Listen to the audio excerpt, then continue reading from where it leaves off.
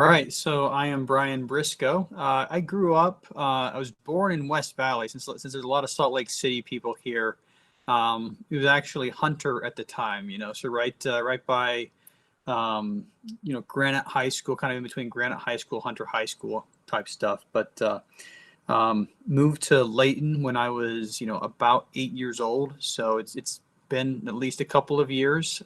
So for the most part, I call Layton home. My folks still live there, and most of my actually all my brothers and sisters still live in Utah. I'm the wayward son, so to speak. But as you can guess, I am a Utah grad. Did a bachelor's and master's degree at the University of Utah. And my plan at the time, this was like, late 90s, early 2000s. My plan was I wanted to be a college professor. That's what I wanted to do. I enjoyed math. I'm one of those crazy people that enjoyed math. And, basically because I didn't have a better plan, I thought, I like teaching. I like math, maybe I'll be a college professor, I didn't have the patience to do, high school or junior high. And frankly, the pay offered for high school teachers didn't excite me. So, I figured math, we'll do this math thing. But so my goal was to get back to the University of Utah. And what I learned about the academic world is most universities did not hire their own graduates, and I'm like, well, I want to get back to the University of Utah, so I've got to go away for a PhD, and so PhD is kind of like the gateway to get into, any college teaching jobs at the larger universities anyway. And so I went to University of Minnesota. So I noticed one person said that they had a duplex in Minnesota. I think that was, my notes were like Sean, right? But so I lived in St. Paul for a little bit. Incidentally, I actually drove through St. Paul last week and dropped in on a good friend of mine there. But so long story short, I get to the University of Minnesota. It's 2001, and I was a reservist in the Marine Corps at the time, and World Trade Center went down, right? Pentagon, plane ran into the Pentagon, things like that happened. And, so September 11th, really made me sit down and rethink, my trajectory, and long story short, I decided to go active duty and signed a 3.5-year contract, to go active duty with the Marine Corps. So went through some more training and everything else, went out to my first unit. And, something along the way, just at this time, we had our second kid, shortly after, going active duty. I was mid-20s.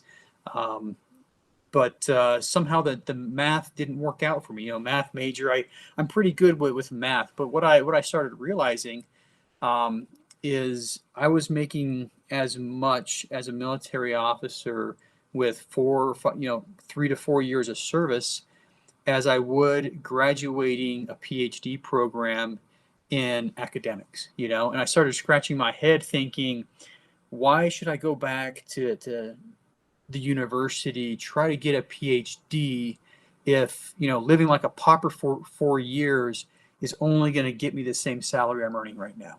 Right. And even though it's what I thought I wanted several years ago, the numbers just didn't make sense, and I literally put my finger on one job in the Marine Corps. And, at the time I was really, really leaning towards getting out. This is, 3.5 years would have been the 2006 time frame, 2005-ish. Anyway, there was one job, there's ROTCs across the country, and they have Marines working at just about every naval ROTC. And I said, if I can be stationed at a university as a Marine, that would really help me decide which direction to go. Or maybe I'll go to a university that has a PhD program and I kind of do both at the same time. And lo and behold, they gave me the job that I wanted, which was awesome. But along the lines, at my first duty station, which was in Japan, I read the book Rich Dad Poor Dad. I think a lot of people, who are in this industry will point to that book and say the same thing. It was a game changer. I remember that, Rich Dad, Poor Dad, Robert Kiyosaki talks about commercial real estate in that book. All right, he talks about other investments, but he talks a lot about commercial real estate. And I remember thinking, wow, this real estate thing fascinates me. I really want to get into real estate, but I also remember thinking commercial real estate sounds difficult. I don't know if I can do that because I don't know anybody. I don't know how to even start. I just didn't know anything. So what I did is I did what I knew, and I figured, you know what? I've rented a lot of houses before. I've rented apartments before. I can at least figure out how to buy a house and rent it out. And this was me in my mid 20s, and that's what we did. We bought our first house in 2007 in Kaysville, Utah. It was a little ways away from where we were at. 2000, and started renting it out, and worked out pretty well. We either cash flowed or broke even every year, so that was ended up being a pretty good deal. And the year after, I bought a place in San Diego after the crash, thank goodness. But I think I call it the great real estate sale of 2009. But anyway, long story short, my goal was to pick up one property, every year, or at least every time I moved, and live in it for a little bit, and then turn and rent it out. Fast forward several years, I started seeing the value that real estate had over time, and I understood it on paper prior to. I understand this whole idea of leverage. I got 2 degrees in math. It's pretty easy to understand. Okay, you put 20% down.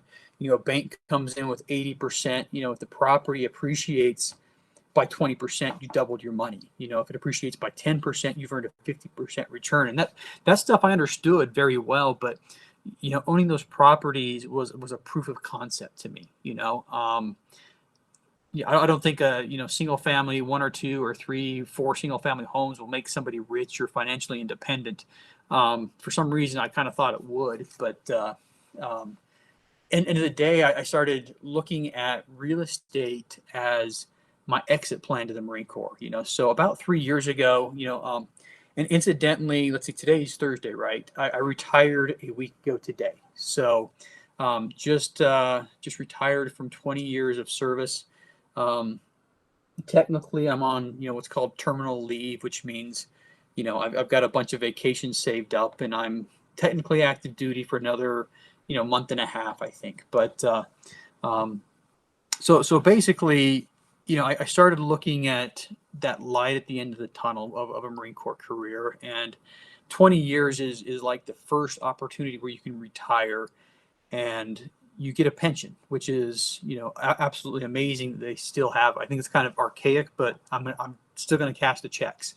But that said, about 3 years ago, I kind of had an epiphany one day, and I realized that if I didn't come, before I'm going to change directions. You guys didn't know which direction I was going to go, so it doesn't matter to you guys if I change directions. But I had an epiphany, and I realized that part of the reason I had stayed in the Marine Corps for so long was because I never planned for anything else. I never planned for a way out. Every time I got to the end of, a tour or a contract period, it was just like, the Marine Corps says, hey, we'll give you another job. You just got to move to, this location or that location. And because I didn't plan for anything else, it was just like, well, my paycheck's going to run out in 3 months if I say no. So yes, I'm staying in, right? And anyway, like I said, 3 years ago, I had that epiphany, and I realized that light at the end of the tunnel is getting closer and closer and closer. And so I made it my goal to replace my active duty income. And, I wrote this down. I read it every morning for several years. And it said something like this, I'm committed to replacing my active duty income by October 31st, 2021.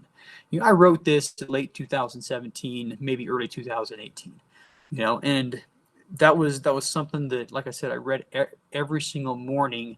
and absolutely committed myself to, and something else that I think was very influential is part of committing myself to that goal of replacing my active duty income through multifamily. I also had to make the decision never to pursue anything else, any other employment, so I figured if I had a fallback, I would probably go to that fallback, because investing in real estate, it's not easy, and when push comes to shove, with what I've done in the military, there's lots of jobs in the national capital region that I could have, easily transitioned to. I could have walked out of the Pentagon one day wearing a uniform and done what so many people before me have done, put on a business suit and walk back into the Pentagon in a different job in a different office. So anyway, I made up the decision, made up my mind that I would not even entertain any offers for employment. I would not seek employment. It was just like done, burning the ships. It's not going to happen. So I think from there, it just became how am I going to do this? And like a lot of people, I started listening to a lot of podcasts, so, Joe Fairless, was on my daily routine. I was listening to Joe Fairless. I was listening to Michael Blanc. I was listening to Rod Cleef. Those are the big ones at the time. I noticed that, Spencer was a mobile home park guy. I was listening to Kevin Bupp, who has a, big mobile home park business, a lot of different, podcasts, and, reading books, and just everything I can get my hands on, I'd read. But, at one point, even after listening to thousands of podcasts, I went and toured a 5-unit property, which was here in Idaho Falls. I didn't live here at the time. My wife's family has for quite a while now, but we were hanging out with her family for a couple of weeks, and I remember walking into this 5-unit property, looking around, walking out, scratching my head, and thinking, how do I even know if this is a good deal?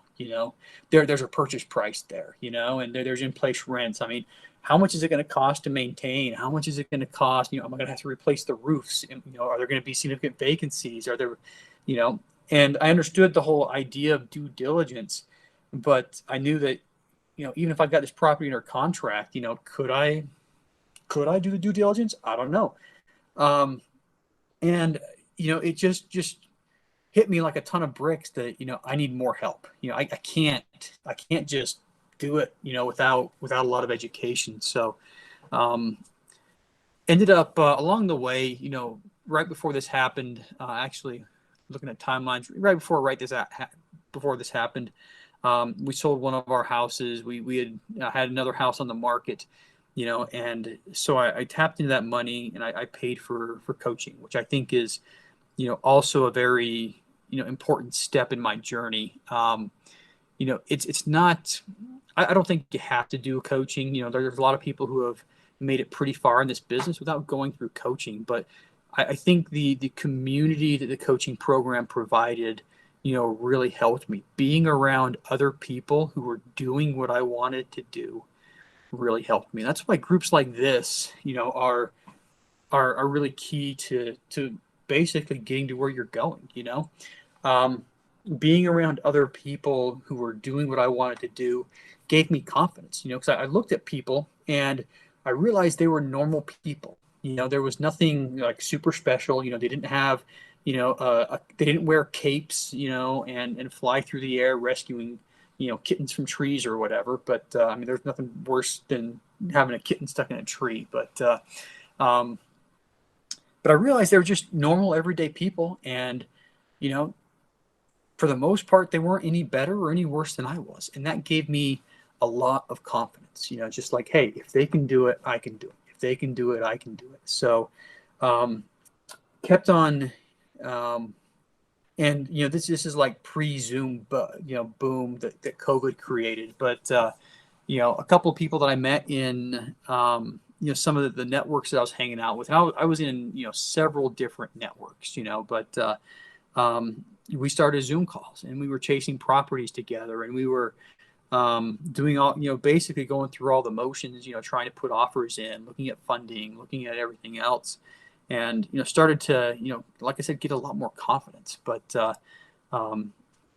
And one day I met a guy, and here's the great thing, and this is why I still do a whole lot of calls with people. I think I had like 6 calls today with, people that I hadn't met before, but just random encounter. I met a guy that ended up being one of my business partners, and um, through one of these communities I was in, and we realized that we were talking to the same brokers. We realized that we were looking at the same properties, and we realized that we were competing. Even though we had been pretty friendly to each other, now all of a sudden it got real.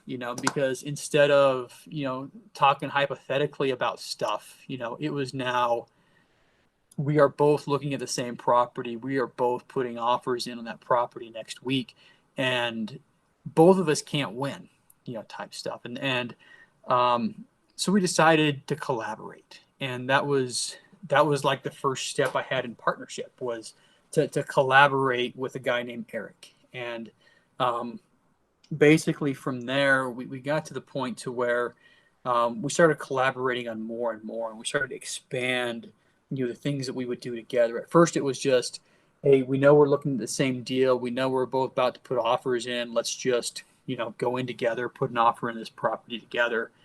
And, long story short, we went from one property to a couple weeks later collaborating on another property that came across our desks. And then we got to the point to, every time I was looking at a new property, he'd be one of the first people I'd call, and vice versa. When he was looking at a new property, he'd pick up the phone and call me. And going through the motions really, really helped out. And eventually we got something under contract. I didn't do, what Parker did and make 10,000 calls to, find a property. But we both made a lot of calls, got something under contract, and something magical happened. All of a sudden, everything became so much easier, and I'll just contrast things. It took me, probably 6 or 8 months of cold calling brokers before I figured out, what they were actually looking for.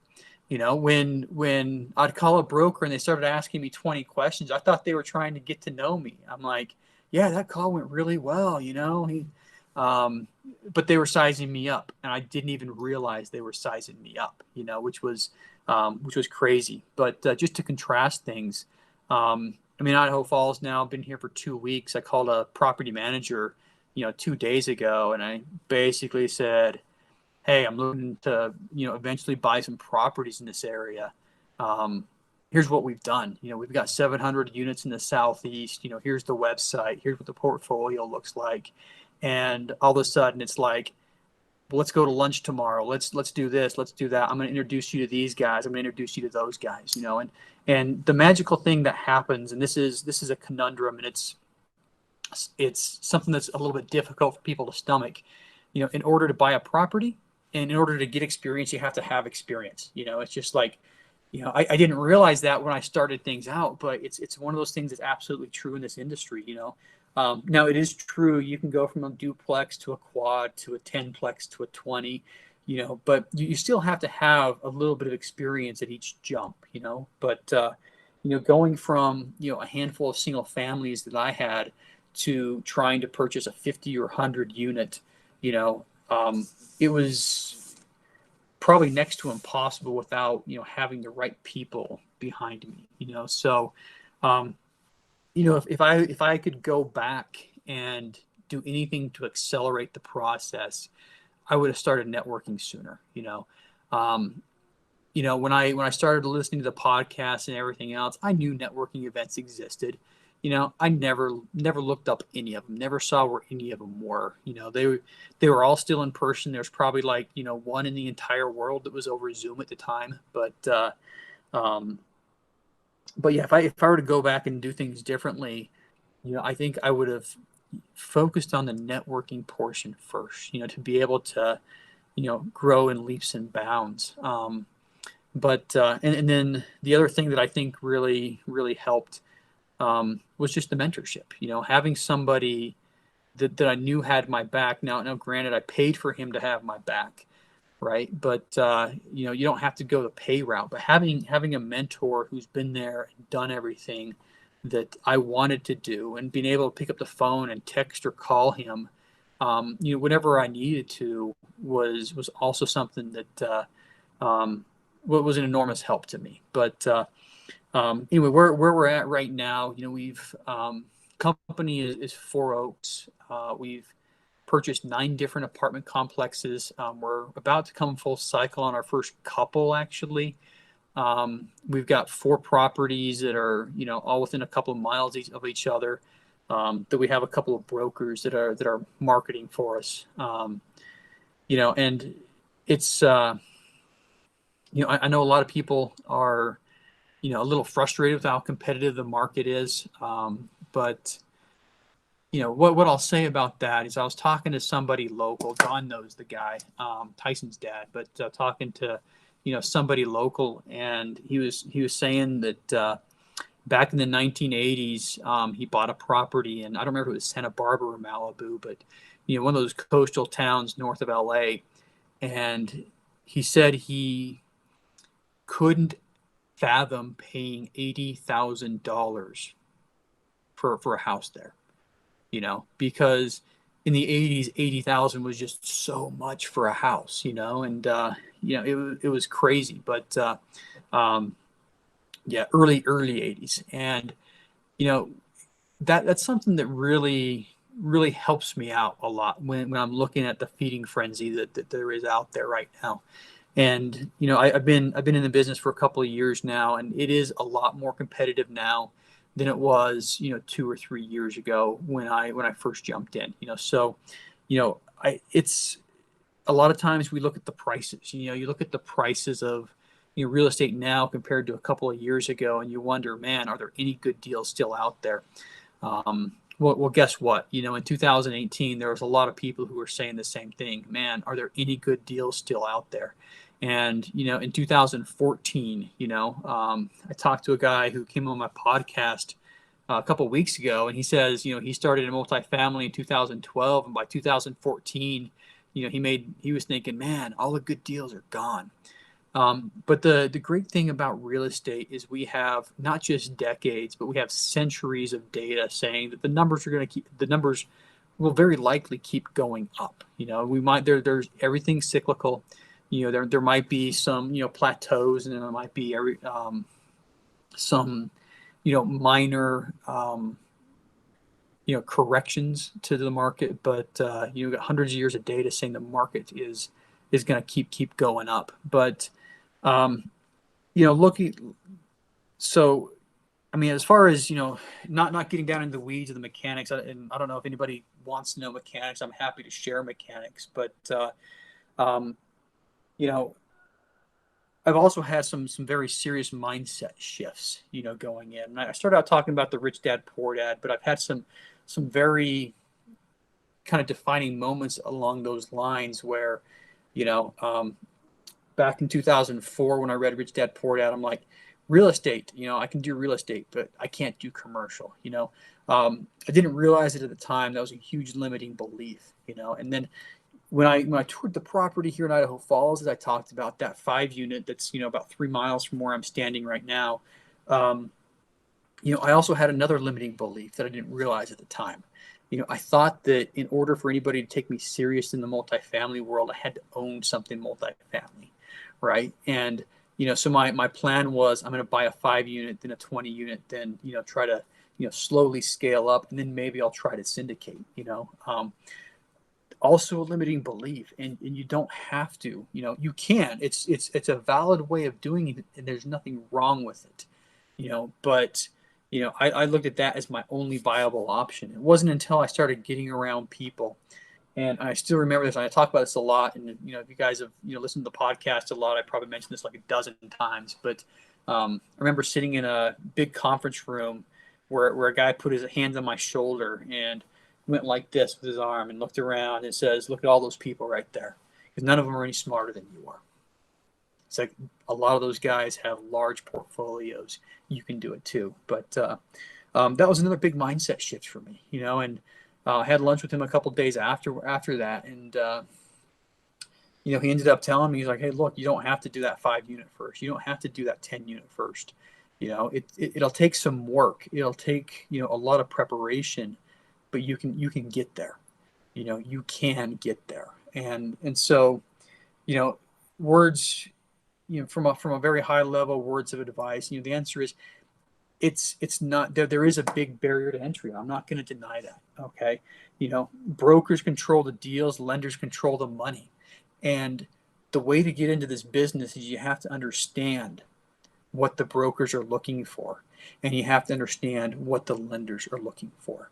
All right. And if you know what the brokers are looking for, the people that control the deals, and you know what the lenders are looking for, the people that control the money, all right, you'll just fine in this business. And for the longest time, I didn't. So real quick, what is a broker looking for? A broker is looking for somebody who can close. Okay. Just in one sentence, a broker is looking for somebody who can close. All right. So, if you put your broker hat on, and this is not my broker hat, but it's a better hat.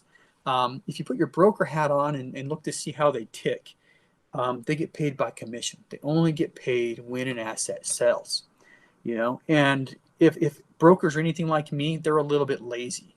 All right. What do I mean? I mean, they want to do the least amount of possible to get that paycheck. Right. So, when they get a listing, when they get a property, and if there's any real estate agents out here, speak up. I guarantee you think the same thing.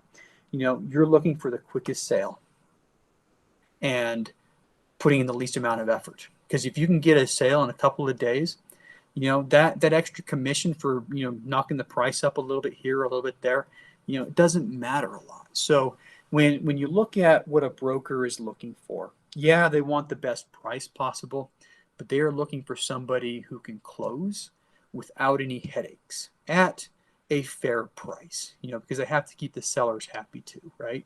And then you want to look what the lenders need. The lenders are looking for, once you get into like I don't know where the threshold is, somewhere between 20 and 50 apartments, the lenders are looking for a team.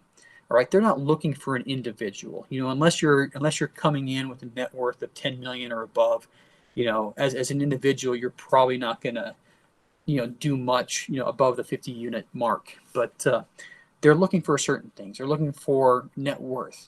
Something I didn't know, 3 years ago is, in order to get a commercial loan, if you're looking for a $5 million loan, your team has to have a $5 million net worth.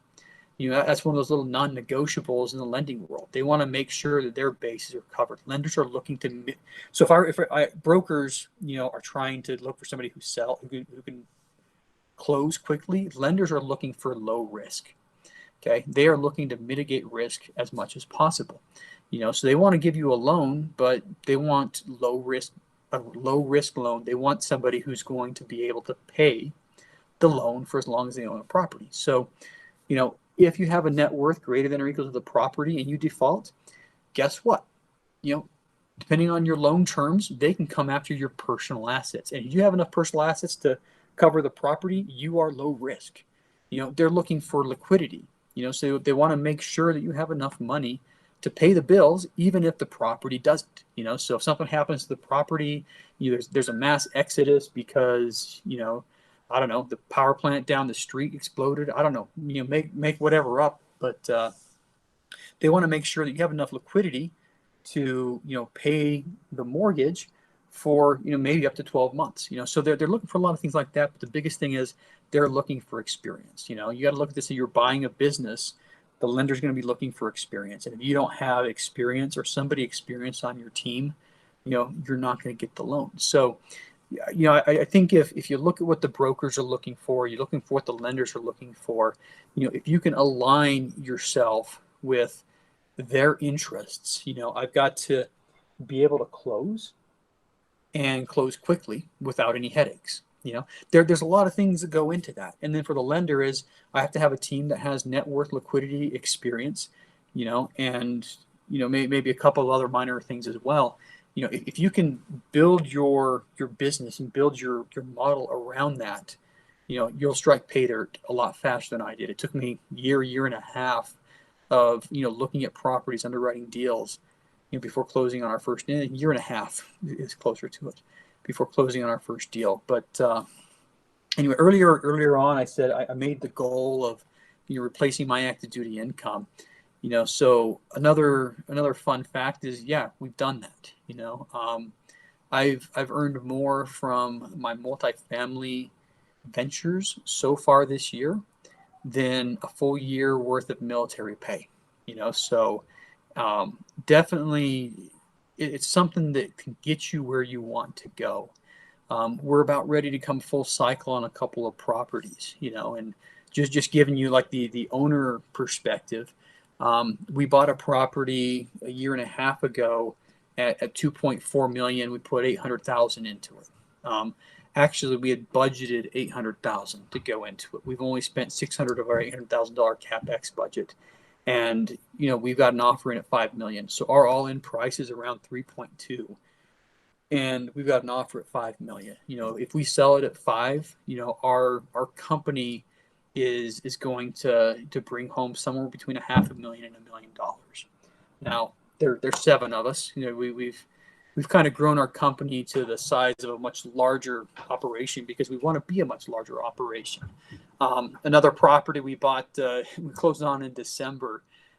We paid, I think, $950,000 for it, and got another offer on that one 2 days ago for 1.6 million.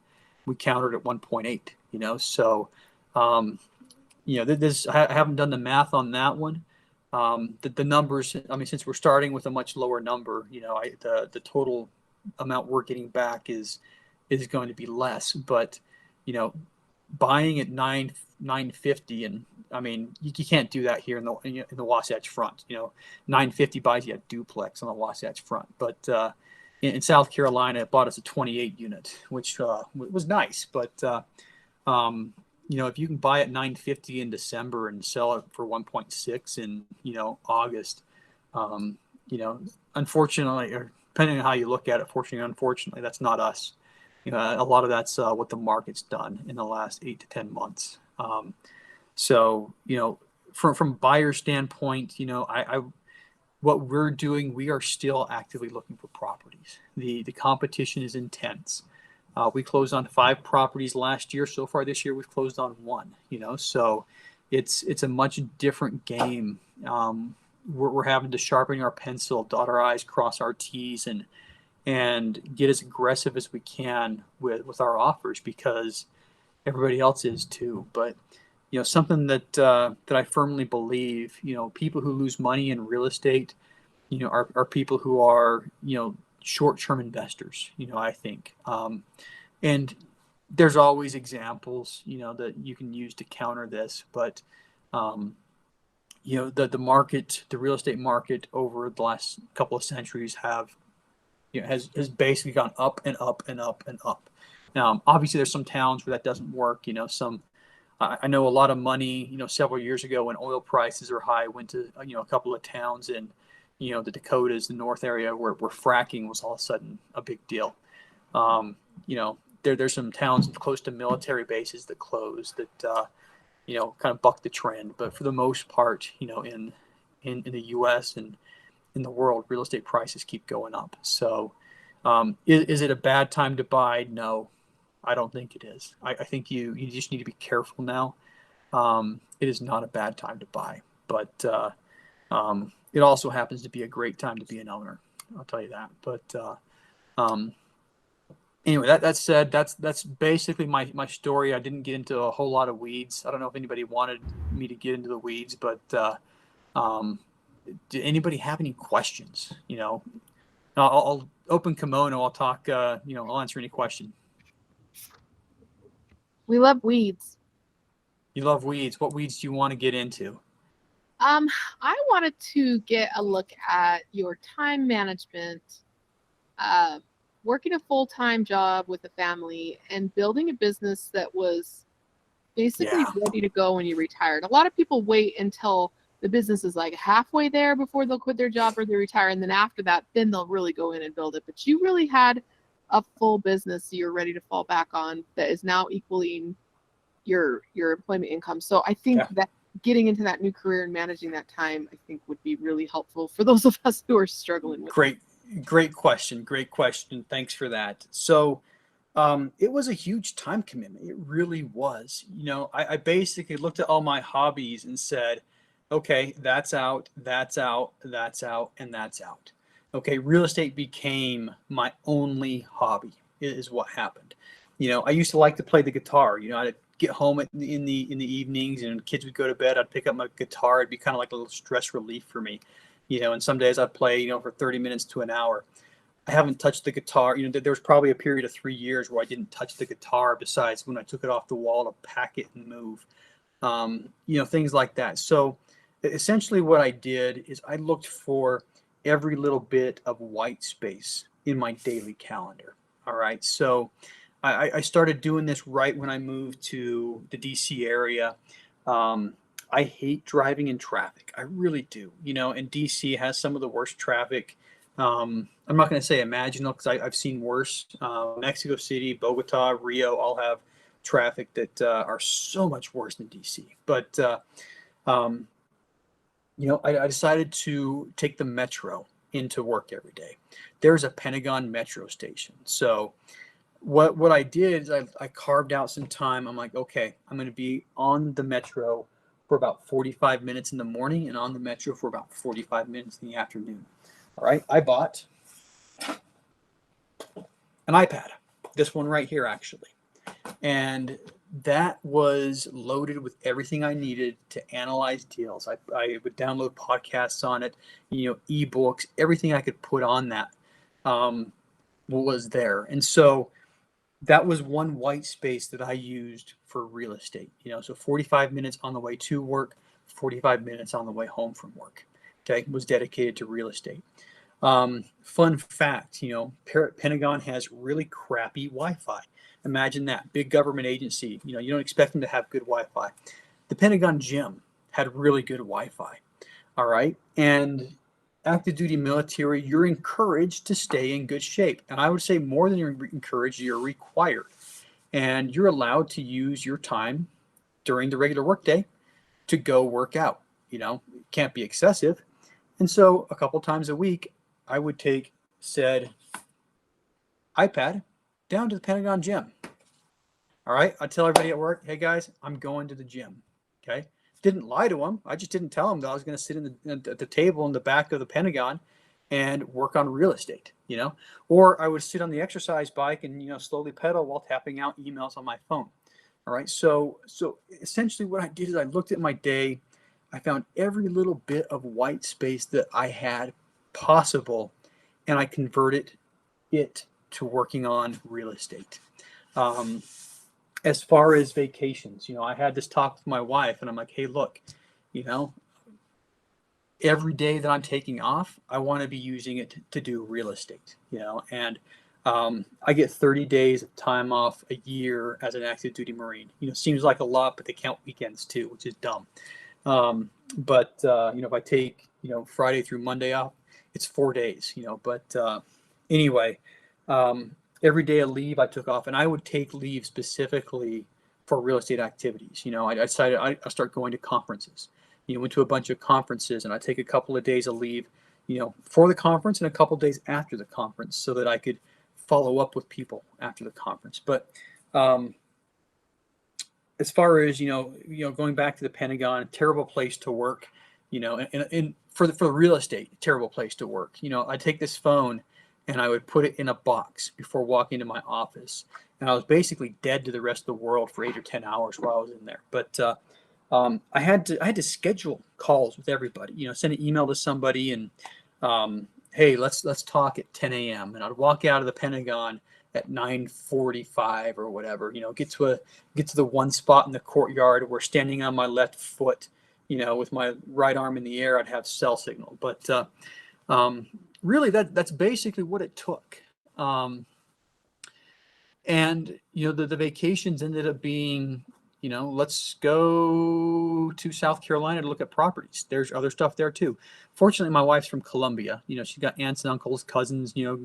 Her grandmother just passed away, but at the time her grandmother was there. But all of our family vacations were to South Carolina, and that's where 8 of our 9 properties are. And so when it was just, time for me to go look at a real estate, a multifamily property, I'd basically say, hey, Angie, let's take the kids to your cousin's house or your grandma's house, or, and drop her and the kids off. And I'd go look at properties for a couple of days and whatnot. So as far as the timing, it took a lot of sacrifices. After the kids went to bed, there were certain things that I put fences around, my kids, this is, pre-COVID, when I guess sports are still are back on now. They weren't in DC when we left, but um, one fence was I would always take my kids to their games. I'd always take my kids to their practices, right? And so that's the time that I fenced off from real estate. But um, the other thing is, partners. I had a couple of partners who had a little bit more flexibility than I did. I think with what I had done, I had a little more knowledge, a little more know-how. I could underwrite a lot better, do a lot of more analysis than my partners did. But some of my partners had more flexible schedules, so I was also able to leverage partners. I was able to bring to the table quite a bit of know-how. Partially from the coaching program, partially from the millions of podcasts I'd listened to and the dozens of books I've read, and and all of that. But being able to leverage partners who have time was something that really helped as well. And if you look at the properties that we own right now, 9 properties. I was the one that found 3 of the 9 properties. Calling the brokers, talking to the brokers, doing the due diligence, everything else.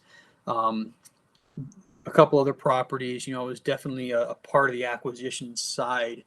But there came a point where my job, just like flipped the switch and said, it was a COVID switch. It was like, okay, no more traveling because of COVID, no more this because of COVID, no more that because of COVID.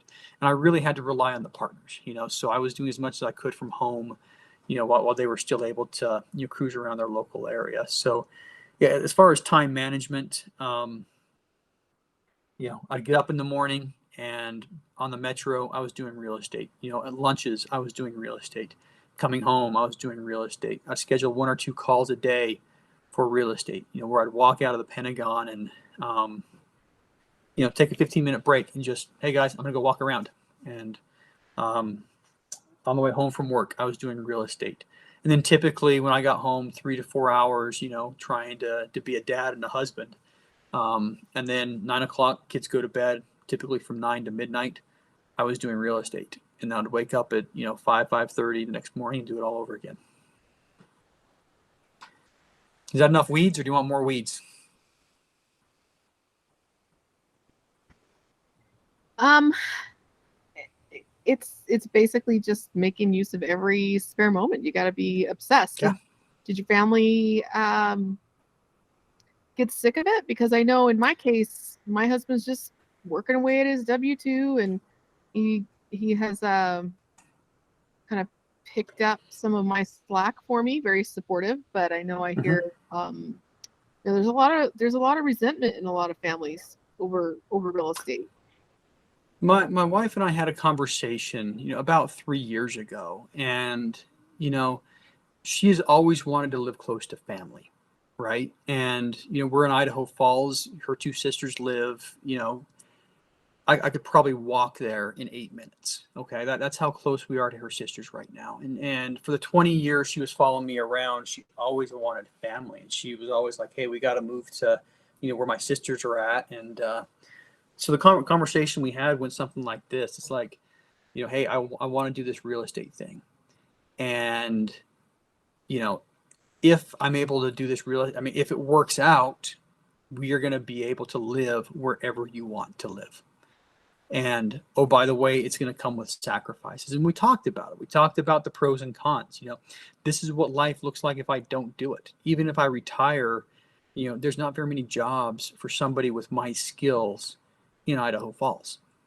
So basically it came down to, I'm going to spend a whole lot of time on nights and weekends, working real estate, but the trade-off is, you will get to live where you want to live. And that's the conversation we had. And, she said, I mean, she basically said, yeah, that's what I want. That is what I want. And, at the time, the conversation was very frank. It's like, I'm not mowing the lawn anymore. All right. I'm not, I mean, maybe I'll take out the trash if it's on the way to the car when I'm leaving in the morning, but there's a lot of things I'm not doing anymore. And, so we started paying for somebody to mow the lawn. We started paying somebody to do, a lot of these other little tasks, these minimum wage jobs, that I was doing on, weekends, so, and a lot of things she took up, a lot of things she ended up doing herself, so, it was definitely a total team effort. It wasn't just me saying I'm going to do this and I don't care. It was, a decision we made together. And she basically stood up to the plate and started swinging. So, um, anyway, it was both of us looking at the long term and not the short term. Yeah, I think that sounds very familiar we didn't have a specific conversation, but it just sounds very familiar to the pileup of conversations I've had with my husband and my family. I don't do laundry anymore. I don't, I don't do a whole lot of housework anymore. There's just certain things people say, oh, how do you get it all done? I'm like, I don't. I get rid of stuff. It doesn't matter. I haven't touched a guitar in 3 years either. So yeah, it's just now getting to the point where I'm able to step back a little bit and kind of call myself semi-retired. And I picked up the guitar the other day, y'all. Like, I'm terrible. I've played more in the last 3 weeks than I had in the last 3 years. And the answer is it hasn't been much. I probably spent about 20 minutes, in the last 3 weeks playing it. Yep.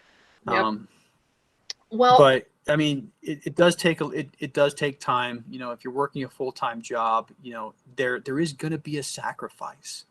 I think anything worthwhile, you're going to have to really, really work for. But, hopefully when I was speaking high level, hopefully I gave people hope. I'll make more, from January to December. I'll make more this year than probably my 2 best years, working in the military.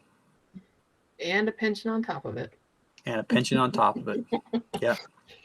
I wanted to shift gears a little bit to a lot of us in this group are actually wanting to be a little bit more passive, but not limited partners. That's kind of the whole point, is being able to passively invest or junior partner type of invest. And what I've noticed over the last couple of months of having the club is that there's some mobilization issues that we're really struggling with, to say, okay, I like this deal. I'm going to commit, like I'm putting some cash in. So for your limited partners, or for people like us who want to come in more of a junior partner type of role, what would you say the top considerations are to be able to pull the trigger? Because I think a lot of us are like, well, there's a lot I don't know, and I don't know what I don't know, and I have to do a ton of research, and apparently I have to do a lot of due diligence because everybody says you should do a lot of due diligence, almost to the point of analysis paralysis. So what would you say to be ready to say, you know what, it's 25 grand or 50 grand or 100 grand or whatever. Here's what you need to do to feel comfortable with your decision. What's that list? It's really simple. Operator. Okay, I'll put 95% of my due diligence in the operator, and 5% of my due diligence in finding the wiring instructions. That's really it. There are some operators. I'm taking my retirement funds and I'm rolling them over into a self-directed plan soon. I already know who's going to get it. All right, I don't know what deal I'm going to put it in. I already know who's going to get it. Okay. Anybody can put numbers on a spreadsheet and on a paper or on a PowerPoint. All right. It doesn't mean those numbers are going to come to fruition. All right. So the focus should be on the operator. If you find an operator that you trust and you know that they can get the numbers, or they have a history of getting the numbers, I mean, I don't even have to ask them about the deal. It's just like, I know the operator. I know they're trustworthy. I know they're going to take care of my investment. And more than anything else, that's what I'm looking at. I will look at, the investment packet, probably, but, I've got, and with all the extra income coming in this year, I'm I'm passively investing in several deals, but 100% I'm looking at, who the operator is, can they, do I believe that they're going to be able to execute the business plan and achieve the returns that they're putting on paper. All right. I Yeah. mean, other than that, I'll look at the paper once and yep, what looks on paper is good, because that's really all the pitch deck's worth. I mean, the pitch deck's worth almost nothing. The people who put the pitch deck together, okay, that's what you got to focus on. I love that. I was feeling frustrated a couple of months back, maybe 6 months ago, and I called a full-time passive investor and I said, just vetting these deals out, it's turned into kind of another job. Just to figure out where to put my money, or to help people who are calling and saying, hey, I have some cash, I don't know what to do with it, and I didn't have a deal to put it in, so I'm trying to introduce them to people. And he said, yeah, you can suck up a lot of time, because especially if you're trying to diversify across areas, across operators, and across asset types, and you're not a good expert at it, and you can kill yourself doing due diligence. He said he has about 12 operators, and he'll invest in whatever they send him, unless it's way out in left field and they're trying to do something new. He'll look into the operator that's the experienced part, like the new guy. He says he pretty much will throw money at whatever those guys are doing. If he has money when one of their deals comes up, he throws money at it. I was like, do you look at the deal? He's like, yeah, I look at it. Yeah, I mean, wave tops is what I'm looking at, Liz, great question. How do you do due diligence? It's really, I talk to them a lot. I try to get to know them. It's one of the things. Do I trust that person is going to take care of my investment?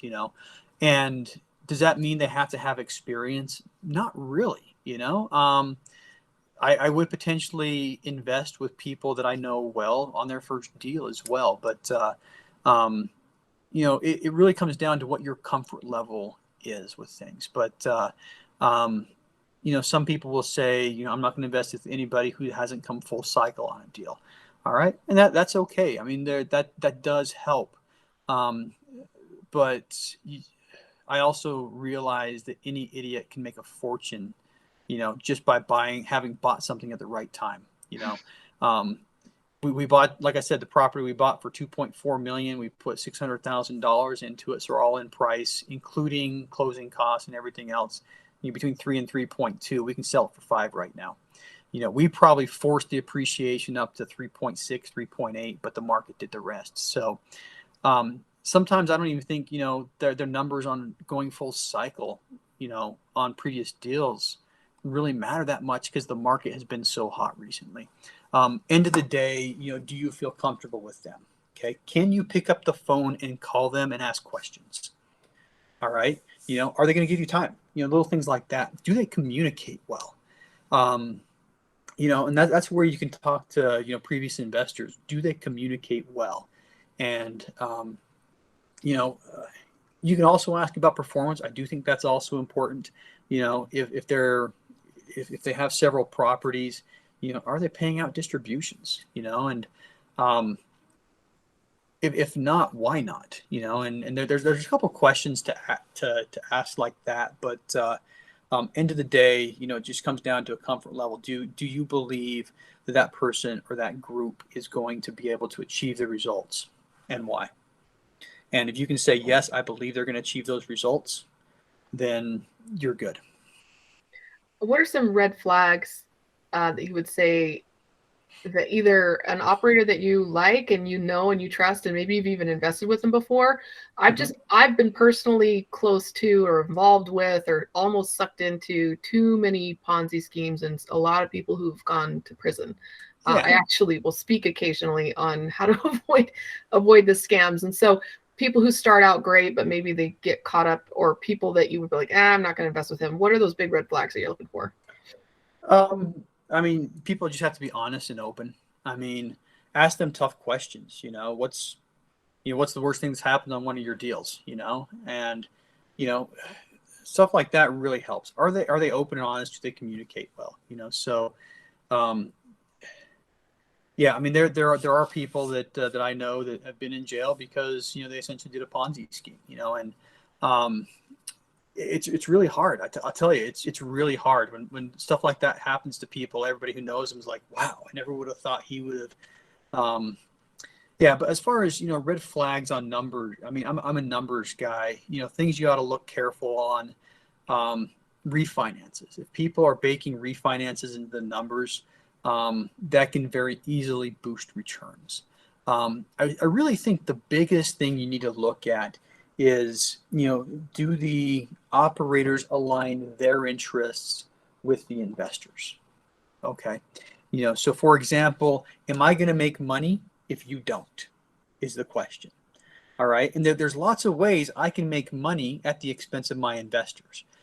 For example, we do not put a disposition fee in there.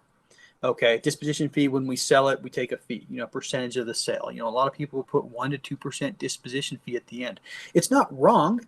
Okay. It's actually very common in the market, but it's what I'm saying is it's one way where the operator's interest may not align with the investor's interest, so if the property is not performing well, things aren't going well, I know if I sell the property, I'm going to make 1% to 2% of the purchase price and be able to pocket that before I give money back to the investors.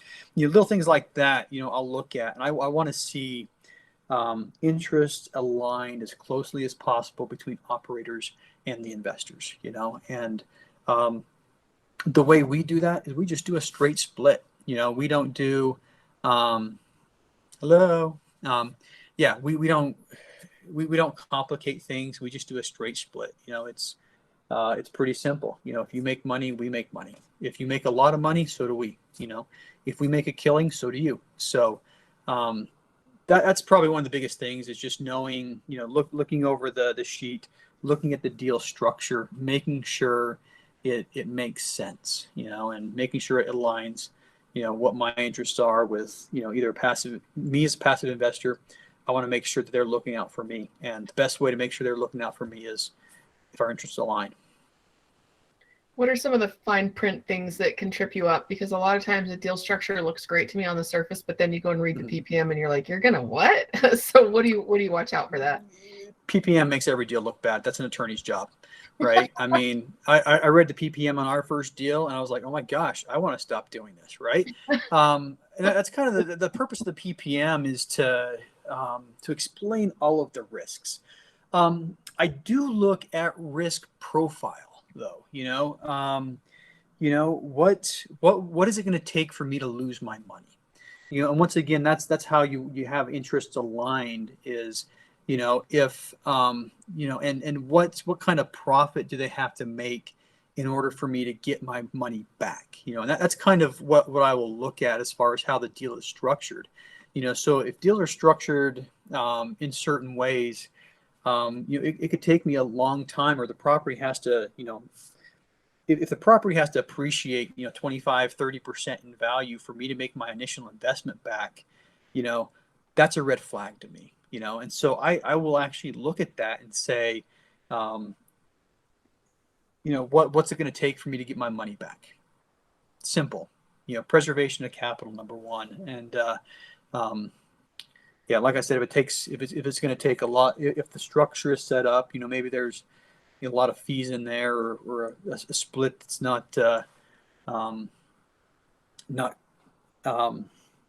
that's very generous to the GPs, and it's going to take a 30 or 40% increase in value for me to get my money back. That's a red flag. All right, Liz, I see your question. Hold on. If you serve as a sponsor. Yeah. Okay, good question. So we are looking at KPing on someone's deal. We had a good friend of mine got a couple of properties, got LOI signed last week, and we've been working with her for quite a while right now. I would say it's very similar to what I'm looking for in an operator. We got to trust that the team can execute. Is all it is. So if we're coming in as a KP, or putting our experience or our balance sheet on the line for somebody else, we're looking for something that's low risk, and we're looking for a team where we're not going to have to take over management of the property in a couple of years because they're running it into the ground, right? So And in every case where we have to come in, it's a new team. So I'm looking at their professional experience outside of real estate. Are they generally responsible people? Do they know the business well enough? As far as the property goes, we will look at the numbers on the property. I mean, this is a case where we will absolutely, investing my own money, I can lose 50,000 in a syndication. I'm not likely to, but putting my name on a loan could end my career. A loan that goes bad could end my career. So that's one where I absolutely will look at the money. I want to make sure there's almost zero chance that loan is going to go default. All right, and that's really my criteria. Once again, I'm lazy. I want to make sure that the team can handle it. With I'm happy to give rudder steers. I'm happy to act as an advisor on any of these projects. But if I'm spending a whole lot of time managing it for them, then I'm probably not gonna throw my hat in with them. Does anybody have any final questions before we wrap it up for Brian? Can I give a shameless plug? That's a question. Please. Yes. All right. So one thing that I have been spending a lot of time working on, and is my baby now with our company, is the Tribe of Titans is what it is. And basically we're creating an educational community for multifamily investors. Several people on the call are in it. Type of stuff we do. We get guys like Parker Stone to do case studies on a 54 unit that they closed in Atlanta, which was awesome. Again, Parker, thank you again. But we've got a lot of events. We try to put a couple events on the calendar every week, and a lot of good people are in there. We launched it just less than 2 months ago, and I'm hoping we cross the number 100 100th member here soon. We're at 97 right now, but I'll drop a link in the chat here for where you guys can find it. But basically, we tried to create exactly what I've been talking about, is that community that can help somebody get to the next level. People with experience in there to guide you, potential mentors, potential partners, and education, networking events, all of the above. So like I said, I'll drop a link to that in the chat, but it's called Tribe of Titans, and it's pretty awesome, I think. And I'm gonna plug it too. Even though I'm not a member. This is the kind of education that y'all are looking for, to be able to make decisions quickly enough to act fast when the deal is good. Because if the deal is bad, it'll sit around and take a while to raise capital for and all that. But if it's good, or if it's a great team that you really want to get involved in, it really pays to be prepared to jump in with both feet and say, I want to be involved with this person. I want to be involved with this deal, have everything lined up. So having that education in beforehand is going to make you a lot more decisive when the right deal comes along. So you can come to the club, you can do a Tribe of Titans, make sure you're going to conferences, make sure you're doing what Brian was talking about, listening to podcasts when you're traveling, like educate yourselves. There's not one source. You really need to get yourself educated and hook up with good people like what Brian's doing in his group. So Parker, actually that 54 unit that he did with Atlanta is this with my partner that we did the 50 unit with in Idaho, my first deal. And so this world is very small. And I think, Brian, you introduced the two of them, because one of your limited partners is limited partner in our deal. And so he introduced him to you, and then it went through there. So, I mean, this is the way that networking works. My partner got into a new deal by networking with the group that's around Brian. So just, it's one more notch to my belt. I guess I'm up to 6 now, because the Friday networking event I've had 5 people tell me that they've partnered and closed a deal, but I wasn't aware of that connection. So we're up to 6. It was pretty roundabout, because the guy that introduced me to you is the same. He I'll claim it. Our deal, and then introduced my partner to you. It wasn't roundabout. It was direct, 100%. So that's what I meant to it's say. fine with me. That works. Yeah. Maybe we'll call it 5.5. There you go. Hey, no, just count it, man. I would say, if it's not my program, get in a program like that.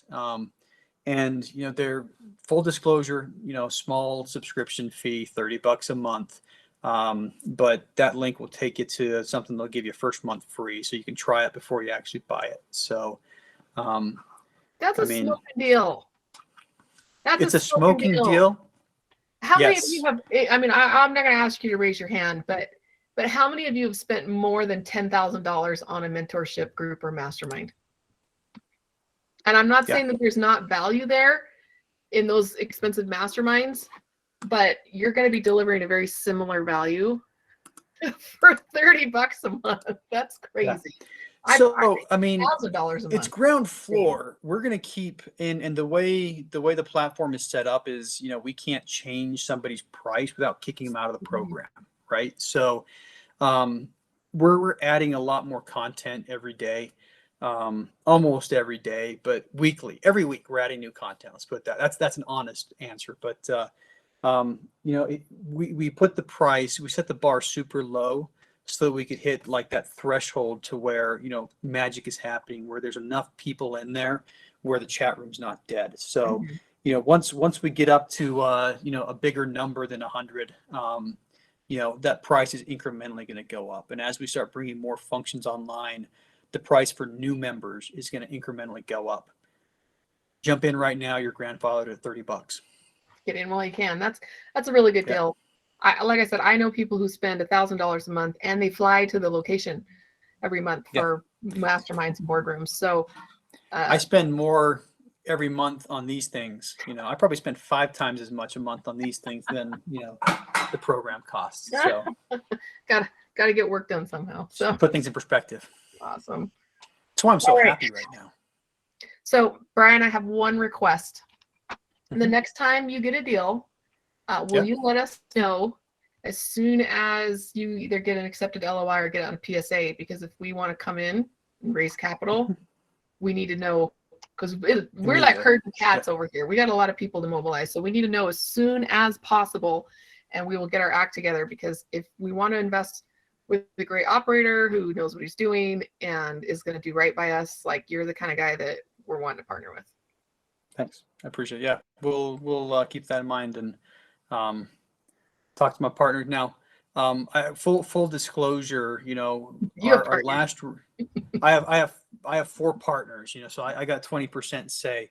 Our last raise was a $3 million raise, and we were done that quick. So, if you guys are investing as LPs, easy.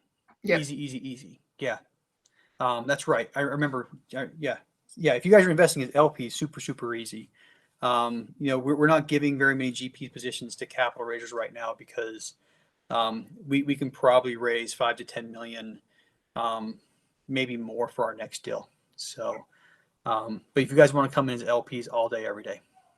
So this is a perfect example of needing to get in early and be decisive, because the good deals, the good operators, they can get done what they need to get done very quickly. So I think we've been spending months learning to analyze deals and all that, and I think our next couple of months in the group are going to be more about quick mobilization, so that we can get in with the best operators.